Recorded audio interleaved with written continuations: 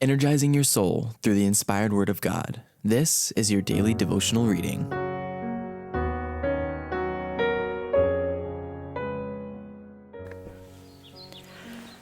Our Daily Bread, the Destruction of Jerusalem.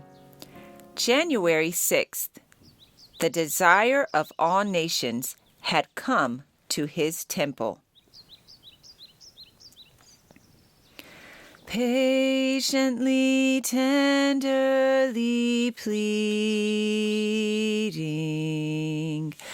Jesus is standing today. At your heart's door, he knocks as before. Oh, turn him no longer away. Don't turn him away. Don't turn him away.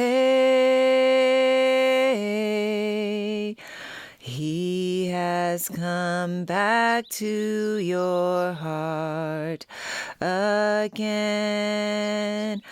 Although you've gone astray,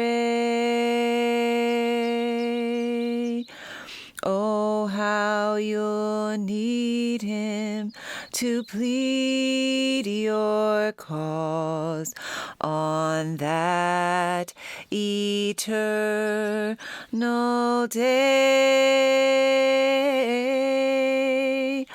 Don't turn the Savior away from your heart. Don't turn him away. The desire of all nations had come to his temple. Behold, your house is left unto you desolate.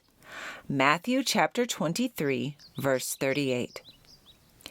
After the destruction of the temple by Nebuchadnezzar, it was rebuilt about 500 years before the birth of Christ by a people who from a lifelong captivity had returned to a wasted and almost deserted country. There were then among them aged men who had seen the glory of Solomon's temple and who wept at the foundation of the new building, that it must be so inferior to the former. The feeling that prevailed is forcibly described by the prophet. Who is left among you that saw this house in her first glory, and how do ye see it now? Is it not in your eyes in comparison of it as nothing? Haggai chapter 2 verse 3 and Ezra chapter 3 verse 12. Then was given the promise that the glory of this latter house should be greater than that of the former. But the second temple had not equaled the first in magnificence, nor was it hallowed by those visible tokens of the divine presence which pertain to the first temple. There was no manifestation of supernatural power to mark its dedication.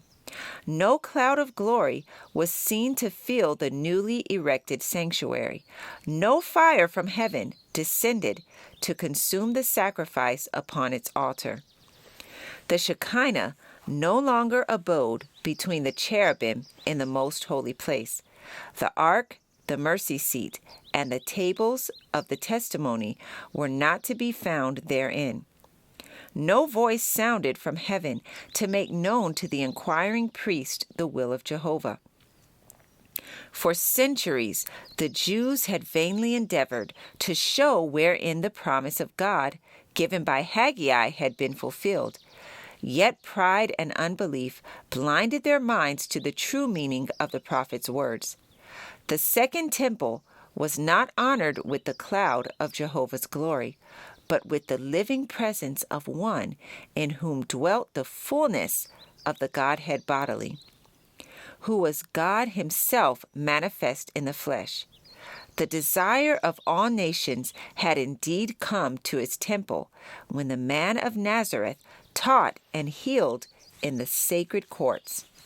In the presence of Christ, and in this only, did the second temple exceed the first in glory.